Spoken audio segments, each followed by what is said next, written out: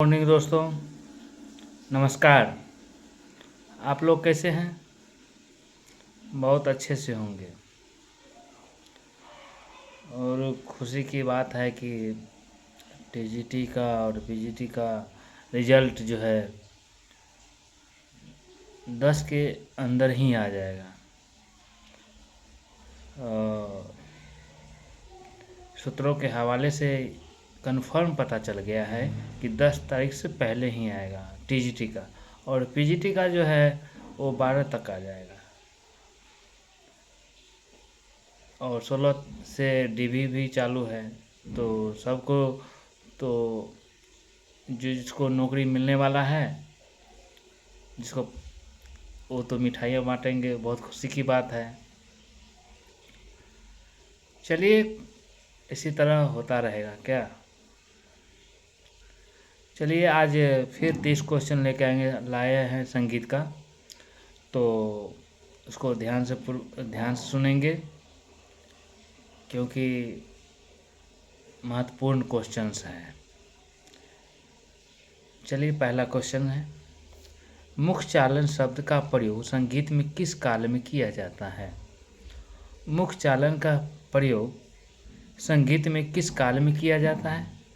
तो इसका ऑप्शन है आधुनिक, प्राचीन, वर्तमान, उपरोक्त सभी। इसका आंसर है प्राचीन। निम्न में से मार्गी संगीत की विशेषता का चयन कीजिए। मार्गी संगीत की विशेषता का कहता है चयन करने के लिए, तो ऑप्शन है मार्गी संगीत शब्द प्रधान होता है। मार्गी संगीत का उद्देश्य मोक्ष प्राप्त करना होता है। मार्गी संगीत अचल संगीत होता था। मार्गी संगीत में नियमों का पालन कठोरता से नहीं किया जाता था। इसका आंसर है मार्गी संगीत अचल संगीत होता था। ठीक है ना। तो आगे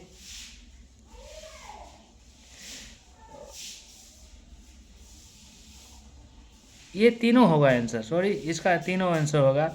मार्गी संगीत शब्द प्रधान होता है, मार्गी संगीत का उद्देश्य मोक्ष प्राप्त करना था, और मार्गी संगीत का अचल संगीत होता था। ठीक है ना।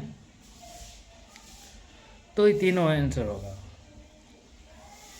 तो तालों की उन मात्राओं के आधार पर बढ़ते क्रम में व्यवस्थित कीजिए। तो इसका आंसर है, इसका ऑप्शन है रूपक, एकताल, झुमरा, रास। बी है रास, झुमरा, एकताल, रूपक। सी है रूपक, रास, एकताल, झुमरा। डी है रूपक, एकताल, रास, झुमरा। यही डी ऑप्शन है, रूपक, एकताल, रास, झुमरा। ठीक है ना। तो आगे क्वेश्चंस देखिए, अल्पत्व कितने प्रकार के हैं? अल्पत्व कितने प्रकार के हैं? तो इसका ऑप्शन है A3, B2, C1 और D4। तो इसका बी आंसर होगा, जैसे 2। ठीक है ना।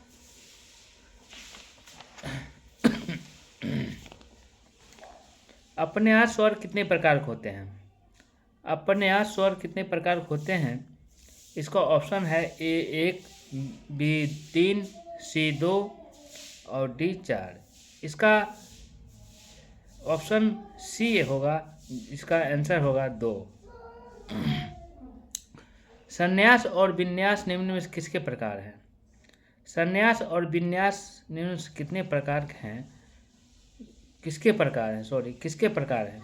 तो इसका ऑप्शन है ए गमक, बी विदार, सी अपन्यास और डी गरह। इसका सी आंसर होगा अपन्यास। इसका सी आंसर होगा अपन्यास। सरज स्वर कितने स्वरठ का होता है? सरज स्वर कितने स्वरठ का होता है?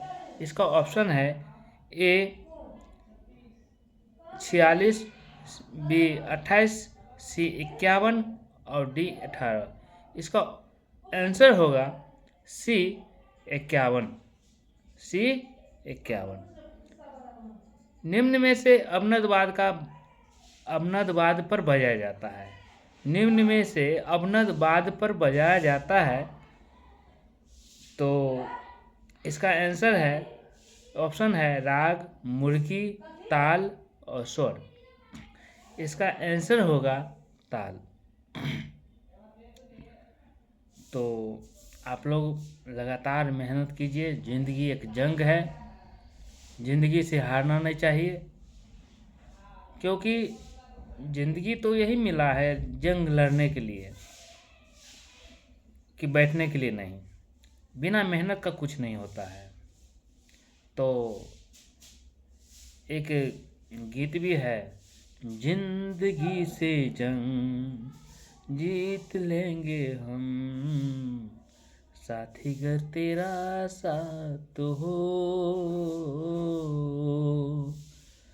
जिंदगी से जंग जीत लेंगे हम, साथी गर तेरा साथ हो।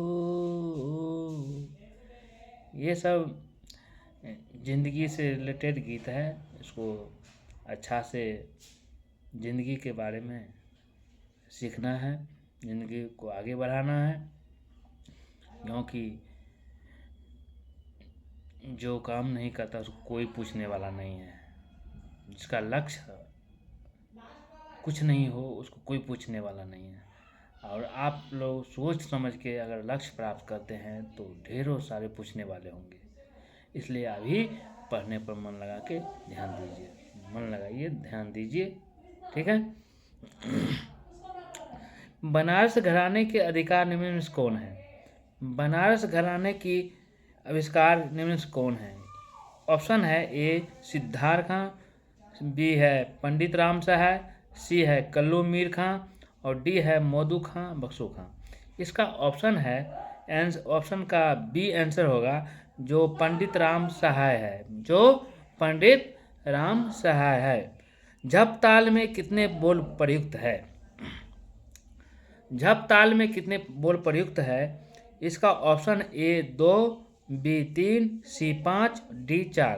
तो इसका ऑप्शन बी आंसर होगा, जो 3 आंसर है, ठीक है ना। प्रातःकालीन संधि प्रकाश राग में कौन सा स्वर प्रधान होता है? प्रातःकालीन संधि प्रकाश राग में कौन सा स्वर प्रधान होता है? इसका ऑप्शन है रे और प, कोमल रे और म, बी हो गो और प, डी है कोमल ध और नी। फिर से ऑप्शन सुनिए, ए है रे और म, बी है गो और प, सी है कोमल रे और म और डी है कोमल ध और नी। इसका उसका आंसर होगा सी, जो कोमल रे और म होगा, ठीक है ना। उसके बाद है ठाट को कहा जाता है। ठाट को कहा जाता है, इसका ऑप्शन देख लीजिए, पिता, जनक, जन्य, मित्र। तो इसका आंसर होगा, इसका ऑप्शन है देख लीजिए फिर, 1 2 4 ए में है, बी में है 2 3 4 और सी में है 1 2 और डी में है 1 2 3 4। तो इसका पिता और जनक होगा। इसका ठाट का पिता भी कहा जाता है और जनक भी कहा जाता है, ठीक है ना, याद कर लीजिएगा, ठीक है ना। उसके बाद है जावली में कितने अंग होते हैं? जावली में कितने अंग होते हैं? इसका ऑप्शन है ए 1, बी 2, सी 3 और डी 4। तो इसका ऑप्शन सी आंसर होगा, जो 3 है। परन मुख्यतः कितने वाद्य की रचना है? परन मुख्यतः कितने वाद्य की रचना है? ऑप्शन है ए तबला, बी है तबील, सी है पखावज और डी है ढोलक। इसका ऑप्शन सी आंसर होगा, जो पखावज है, जो पखावज है। तान वर्णम किस लय में गाया जाता है? तान वर्णम किस लय में गाया जाता है? इसका ऑप्शन है ए द्रुत लय, बी विलंबित लय में, सी है द्रुत विलंबित लय में और डी है मध्य लय में। इसका आंसर होगा डी मध्य लय में। इसका डी मध्य लय में होगा। ठीक है ना। भरत ने कितने स्वर को स्वर साधारण कहा है? भरत ने कितने स्वर को स्वर साधारण कहा है? इसका ऑप्शन है 2, बी है 3, सी है 4 और डी है 1। तो इसका आंसर होगा 2, ऑप्शन ए। ऑप्शन ए में है 2। संगीत रत्नाकर ग्रंथ के किस अध्याय में स्वर का वर्णन प्राप्त होता है? संगीत रत्ना ग्रंथ के किस अध्याय में स्वर का वर्णन प्राप्त होता है? इसका ऑप्शन है ए स्वरगताध्याय, बी है रागाध्याय, सी है तालाध्याय और डी है प्रबंधाध्याय। इसका ऑप्शन ए सही होगा, स्वरगताध्याय। स्वरगताध्याय। ठीक है ना। उसके बाद है निम्न में से खाली विहीन ताल है। खाली विहीन ताल है। इसका ऑप्शन है रुद्र ताल ए, बी है पंचम सवारी, सी है बड़ी सवारी और डी है तिब्रा। तो इसका आंसर होगा तिब्रा। भरत ने किस सारना में 4 श्रुति अपकर्ष किया जाता है? भरत के किस सारना में 4 श्रुति अपकर्ष किया जाता है? इसका ऑप्शन है ए प्रथम, बी चतुर्थ, सी तृतीय और डी द्वितीय। इसका बी आंसर होगा चतुर्थ। इसका बी आंसर होगा चतुर्थ। कायदा का वादन किया जाता है। कायदा का वादन किया जाता है तो कायदा का वादन किया जाता है तो इसका ऑप्शन है मृदंग, बी है पखावज, सी है तबला और डी है ढोलक। तो इसका सी आंसर होगा, जिसका आंसर है तबला। ठीक है ना। निम्न में से कौन सा वाद लोक अवनद वाद है? निम्न में से कौन सा वाद लोक अवनद वाद है? तो ए है ढोलक, बी है पखावज, सी है मृदगम, डी है इनमें से कोई नहीं। इसका आंसर होगा ए ढोलक। इसका आंसर है ढोलक। दक्षिणताय तालों का विस्तार किया जाता है तो इसका ऑप्शन है ए लघु, बी गुरु, सी पलुट, डी है काकपद। डी है काकपद। तो इसका आंसर होगा ए लघु। इसका आंसर होगा लघु। झप ताल किस जाति का ताल है? झप ताल किस जाति का ताल है? तो ऑप्शन देखिए, ए है मिश्र, बी है खंड, सी है संकीर्ण और डी है त्रस्त। इसका आंसर है बी खंड। इसका ऑप्शन बी है, इसका आंसर है खंड। उसके बाद चलिए, ध्रुव ताल संकीर्ण जाति में कितनी मात्रा होती है? ध्रुव ताल संकीर्ण जाति में कितनी मात्रा होती है? इसका ऑप्शन है ए 25, बी 27, सी 20, डी 29। इसका ऑप्शन होगा डी, जो इसका आंसर होगा डी 29। ठीक है। आधुनिक समय में कर्नाटक संगीत में कितने मेल प्रचलित हैं? आधुनिक समय में कर्नाटक संगीत में कितने मेल प्रचलित हैं? इसका ऑप्शन है ए 15, बी 19, सी 17 और डी 18। इसका आंसर होगा बी 19। इसका बी ऑप्शन होगा, जो 19 से आंसर होगा। 484 रागों का निर्माण कितने मेल से किया जा सकता है? 484 रागों का निर्माण कितने मेल से किया जा सकता है? इसका ऑप्शन है 71, बी है 19, सी है 1 और डी है 32। तो इसका सी आंसर होगा, जो एक आंसर होगा। काकपद का संकेताक्षर निम्न में से क्या है? काकपद का संकेताक्षर निम्न में से क्या है? तो ए ऑप्शन है 0, बी है प्लस, सी है 1 और डी है 5। तो इसका ऑप्शन बी है प्लस, इसका बी आंसर होगा प्लस। स्वाति तिरुनाल कौन सा वाद्य बजाते थे? स्वाति तिरुनाल कौन सा वाद्य बजाते थे? तो इसका ऑप्शन है ए शरावत वाद्य, बी है दिलरुबा वाद्य, सी है तबला, डी है वेणु।